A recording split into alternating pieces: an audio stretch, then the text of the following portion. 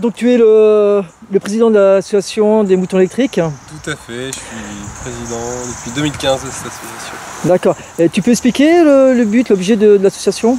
Alors l'objet des moutons électriques, ça a toujours été de promouvoir la culture sur le territoire d'Avranches et du Sud-Manche plus largement. Et c'est toujours passé par l'organisation d'événements, des moutons électriques, et notre rapport, notre soutien à d'autres associations qui organiseraient des événements culturels dans les mêmes conditions que nous, à savoir tout en bénévolat. Et donc de là, on présentait souvent un soutien technique à ces associations-là. Et les associations que vous soutenez, vous aidez, tu peux en citer quelques-unes au passage? Alors, bien sûr, ouais, on a travaillé avec beaucoup d'associations qui sont dans la diffusion de la musique électronique comme nous, à savoir à Granville, il y a Brume, Grit, Marais Moderne. À Saint-Lô, on a JP50. Dans l'Orne, il y a La D'accord. Et donc ça, c'est pour les assos, on va dire, de notre âge et qui sont dans le même secteur. Et après, on va aussi aider d'autres associations qui sont actifs localement, comme Musique Expérience plus récemment, Quartier Nature, ou en fait toute forme d'association qui œuvre pour la culture sur Avranches. D'accord. Donc depuis que l'association existe, donc vous avez créé par vous-même des animations, des manifestations. Donc il y a eu notamment le Art à la casquette. Alors ouais, chronologiquement, on a commencé par Art à la casquette, qui était un soirée mini-festival qui s'était déroulé sur Avranches en mai 2015. Et donc de là, c'était une formule qu'on a gardée, à savoir faire un événement tout public qui présente un temps familial en journée et un temps plus dédié aux jeunes la nuit avec des musiques électroniques. Donc c'est ce qu'on avait fait au Hara avec des concerts l'après-midi et plus des DJ en intérieur dans l'ancienne Hara d'Avranches la nuit. D'accord. Donc c'était au Hara, donc à Avranches. Tout à fait, ouais. Et donc suite à ça, donc c'est une soirée c'est une journée qui a très bien marché, une soirée et une nuit qui a très bien marché, et vous avez renouvelé l'opération ailleurs l'année d'après, c'est ça? Ouais, on a renouvelé ça en 2016 pardon, à la maraîcherie, au Val-Saint-Père. Et là, sous on va dire la même durée, la forme d'une journée, concert et une nuit de musique électronique. Et voilà, ça s'était aussi très bien passé, c'était aussi complet, et on avait eu plutôt des bons retours de cet événement-là. D'accord. Donc 2 années ont passé, et puis là, dans 15 jours, il va y avoir une nouvelle manifestation que vous allez être à l'initiative.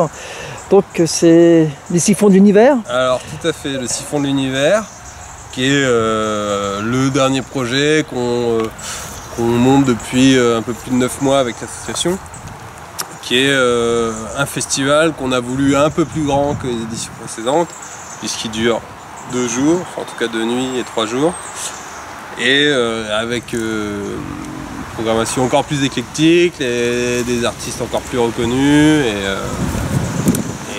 donc voilà.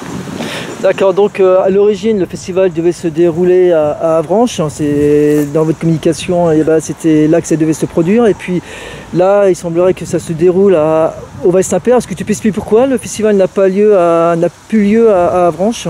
Alors ouais, on pourrait même dire qu'à la base il devait avoir lieu à Dragé, et c'était même l'origine du projet, c'était d'avoir un lieu, voilà, parce qu'on a toujours attaché énormément d'importance au lieu où on organisait nos événements, et on avait un terrain à Dragé où la propriétaire était d'accord et soutenait le projet. La mairie au premier abord le soutenait aussi, et puis elle s'est retirée quelques mois malheureusement après nous avoir donné son accord en se retirant du projet. De là, en invoquant des raisons qu'on pourra et puis expliquer qu'ils sont souvent les mêmes, c'est la peur de ce genre de public, de ce genre de musique et des nuisances sonores qui en incombent. Et donc après, on s'est dit qu'on retournerait sur la commune d'Avranches, puisque on avait organisé déjà un événement, comme on l'a dit, au Hara, qui s'était bien passé. Et donc sur un terrain qui, pareil, on avait un accord de l'exploitant en tout cas, sur la ferme du Petit Changeon, qui est un lieu plus connu pour la fête des Sens, donc, qui est connu des Avranchinais comme étant un un lieu de culture et de festival. Et suite à ça, il y a eu des complications dues aux craintes du voisinage, au rapport des nuisances sonores, qui ont ensuite tout fait pour que le festival ne se fasse pas sur la ferme du Petit Changeon, en utilisant tous les moyens qui leur étaient possibles, à savoir appeler les propriétaires et leur dire que 3000 jeunes allaient saccager leur propriété. Donc de là, le propriétaire a retiré son autorisation quant à l'organisation de notre événement sur ce terrain-là, et à partir de ce moment-là, c'était plus envisageable de l'organiser sur la ferme du Petit Changeon.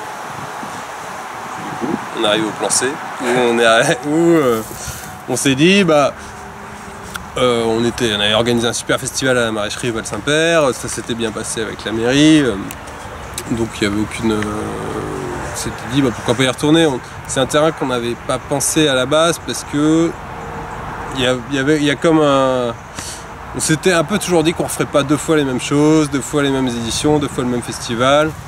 Et changer le lieu, ça impose une feuille blanche à chaque fois, et c'est ce qui nous plaisait bien dans cette idée-là, quoi. De repartir de zéro avec une nouvelle histoire, un nouveau site, une nouvelle décoration, plutôt que de réutiliser des choses. Et c'est pour ça qu'on n'avait pas pensé au terrain du Val-Saint-Père. Et malgré tout, la mairie était d'accord, les propriétaires aussi, on a pu l'organiser là-bas et ça va être super quand même. Donc là c'est officiel, ça va se passer à la maraîcherie, Alors là vraiment je pense qu'il n'y a plus rien qui peut s'opposer à ce que le festival se passe là-bas. Ok, donc voilà, le festival a lieu au Val-Saint-Père. Donc maintenant, le festival, ça dure 3 jours, 2 nuits. Ouais. Tu peux donner plus de détails par rapport à la programmation, par rapport aux animations, famille, enfin voilà, tu peux donner plus d'informations pour les personnes qui vont voir la vidéo. C'est un festival qui va se dérouler du coup, on peut dire en 3 temps. Une première nuit du vendredi dédiée aux musiques électroniques, donc qui commence de 20h et qui finit à midi le lendemain. Donc qui est accessible en pré-vente, qui est accessible via l'achat d'un billet du pass 2 jours uniquement, qui coûte maintenant 25 € puisqu'on est en phase 2, donc 25 € pour les 2 jours. Ensuite à 14h le site devient accessible à tous et l'accès est à prix libre, et là commence notre programmation familiale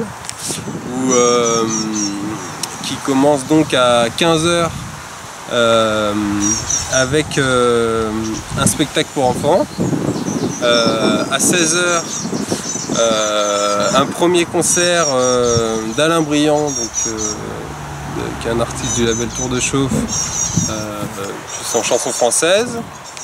On a une compagnie qui fait de la voltige, qui fera un spectacle sur le site.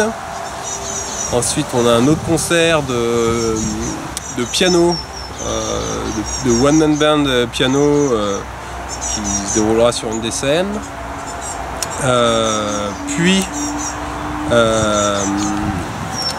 on a du trad avec on fait appel d'ailleurs à tous les danseurs et amateurs de musique folklorique, parce qu'il y a deux artistes qui pourront vous faire danser, à savoir le Manche-Balle qui est un artiste DJ qui fait du trad et qui sillonne toute la France pour faire un bal trad mais en musique électronique. Okay.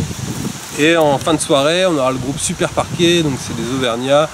Donc là c'est un groupe de musique, donc avec des instruments acoustiques, qui mélange d'ailleurs instruments acoustiques et musique électronique, et toujours sur d'influence musique traditionnelle. Et donc ça c'est jusqu'à 22h, donc de 14h à 22h, le site est en accès pour tous et à prix libre. Et à 22h, on reprend une nuit de musique électronique jusqu'au dimanche en milieu d'après-midi. D'accord. Et en musique électronique, vous êtes plus axé en musique trance et techno, ou il va y avoir d'autres orientations, d'autres styles qui vont s'y produire? C'est globalement techno et trance. Après, donc on va dans des styles très particuliers de la techno et des styles très particuliers de la trance, mais on reste sur ces deux styles-là qui sont la musique électronique pour danser, à savoir avec des tempos assez soutenus et des kicks assez marqués voilà, c'était des musiques dédiées à la danse vraiment. D'accord. Donc le site va accueillir combien de personnes vous avez une jauge de combien de personnes sur le festival? On peut accueillir 1000 personnes 1000 festivaliers sur le site de la maraîcherie. D'accord. Et j'imagine, comme pour les éditions précédentes, il va y avoir des installations, il va y avoir des décorations qui vont être proposées au public. Alors bien sûr, on refait nos partenariats qui datent depuis la naissance de l'association avec des artistes qui œuvrent en art sonore ou en art numérique. Donc on aura 2 installations, une d'art sonore et une d'art numérique sur le site. Et donc il y aura aussi énormément de décorations qu'on prépare depuis très longtemps, à savoir les 2 scènes seront décorées, mais aussi sur site avec plein de petits éléments qui font rentrer les spectateurs dans le thème de notre festival. D'accord. Donc pour conclure, donc les dates c'est 20, 21, 22 juillet. Le prix du billet c'est 25 € les 2 jours et à la journée c'est... Alors on peut acheter un pass que pour le samedi, ouais, qui est à 15 € et un pass de jour qui est à 25 € effectivement. On ne vend pas de billets uniquement pour le vendredi. D'accord.